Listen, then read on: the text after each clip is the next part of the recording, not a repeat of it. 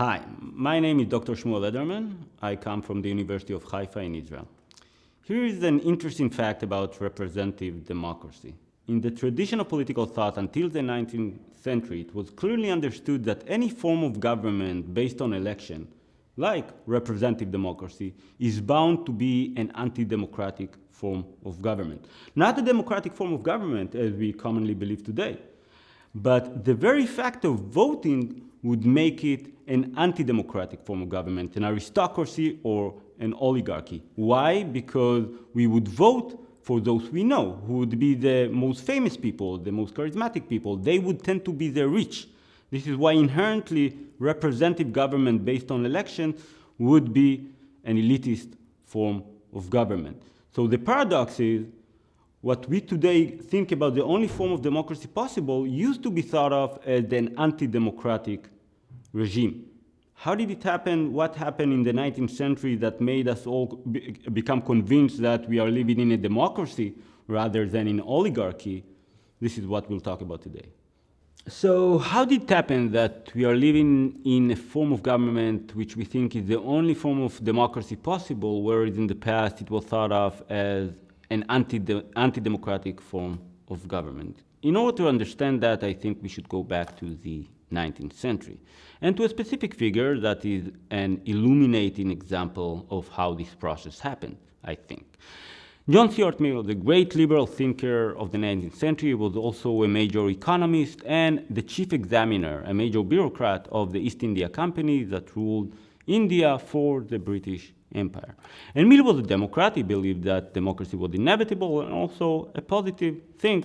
But he thought democracy, or the form that a modern democracy should take, should be the rational form rather than some irrational alternative. What did he mean by a rational form? Mill recognized, in line with the tradition of political thought, the elitist nature of representative government. And he thought it was a good thing. He thought that an educated elite should make the actual decisions in a democracy. It should be controlled by the citizens through elections, but when it comes to actual decision making, this is where the elite should do that rather than the masses, who often tend to be quite ignorant. Now, of course, this stood in contrast to what democracy was thought of in the past, in terms of, for example, think about Athens, where the citizens actually made the decisions. And Mill understood that, but he tried to say that, again, in a modern democracy should be an elitist democracy. And the way he justifies why this should be the case is interesting in itself. Let's take a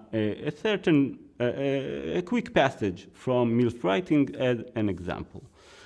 Mill says, "Are the great and intelligent portion of the operative classes of whom the London Working Men's Association is representative, are even they themselves free from apprehension of the mass of brutish ignorance which is behind them, of the barbarians whom universal suffrage would let in? Can they wonder that the middle classes should tremble at the idea of entrusting political power to such hands?" Notice the kind of language Mill uses here. The way he speaks about some portions, at least, of the working classes in England as domestic barbarians. This is a discourse, a language that is taken straight out of the colony, right? This is the language that has its exclusionary logic behind it, the same like colonialism. We can't let those barbarians, in this case those domestic barbarians, govern themselves. We first need to civilize them. How do we civilize them? We create a form of democracy which is a rule by an elite. We already have the structure, representative government based on elections.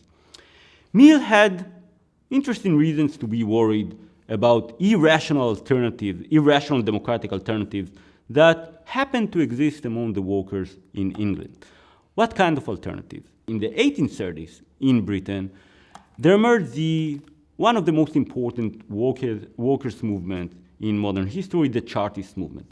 And the Chartist movement had all kinds of ideas about how to improve democracy and to ensure that the workers have a say in this new emerging democracy.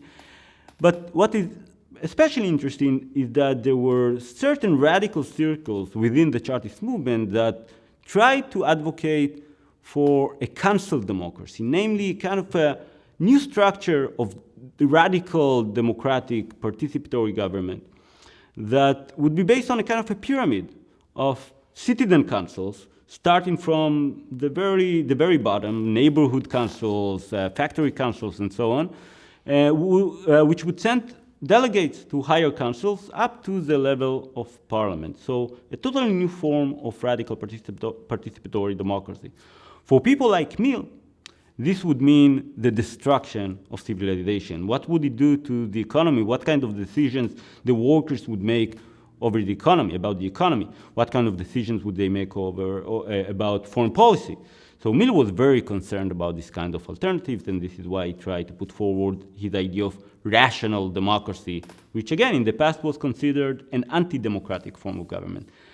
Other major political thinkers, modern political thinkers, had different ideas, especially people like Marx, the anarchists, who, when they saw the actual emergence of, in a nutshell, a council democracy in the Paris Commune in 1871, they celebrated it. Marx said something along the lines of, finally we found the political form that would allow the liberation of labor. And anarchist thinkers like Bakunin and Kropotkin also celebrated this new form of democracy that was finally found out of the spontaneous actions of the workers themselves. Similarly, in the 1905 Russian Revolution, and more prominently in the 1917 Russian Revolution, we see the emergence of the councils all over Russia. Lenin invented the slogan, "All power to the Soviets," only to crush the Soviets later, when Soviet meaning the councils, when he took power. Something similar happened in the German Revolution of 1918, where for a few weeks there was a republic of councils in places like Bavaria. This revolution is very much forgotten today, but one important political thinker who remembered this emergence of the councils was Hannah Arendt. And she was specifically enthusiastic about the re-emergence of the councils in the 1956 Hungarian Revolution. And she wrote about them, "The councils were born exclusively out of the actions and spontaneous demands of the people. The councils have always been undoubtedly democratic, but in a sense never seen before and never thought about. Under modern conditions, the councils are the only democratic alternative we know to the party system and the principles on which they are based, stand in sharp opposition to the principles of the party system in many respects." So you can see how Arendt opposed our form of democracy, the form of democracy we are familiar with and tend to think it's the only form of democracy possible, with this tradition of the councils. This tradition, I would argue, is still alive today, although in implicit ways. If you look, for example, at experiments in participatory democracy around the world, especially in the global south, in places like Porto Alegre in Brazil, where since the early 90s, citizens experimented with deciding on their own on how to allocate the municipal budget. Or if you look at the 2016 platform of Black Lives Matter movement, where they call for participatory budgeting, a way of allowing black communities to take control over their own lives.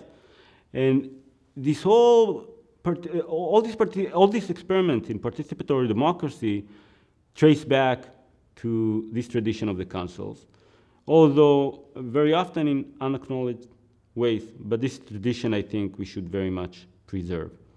To sum up, a lot of people like to talk about the crisis of democracy. I would rather talk about representative democracy as a crisis so far political imagination, a crisis so far democratic understanding, a crisis of our understanding of our own past.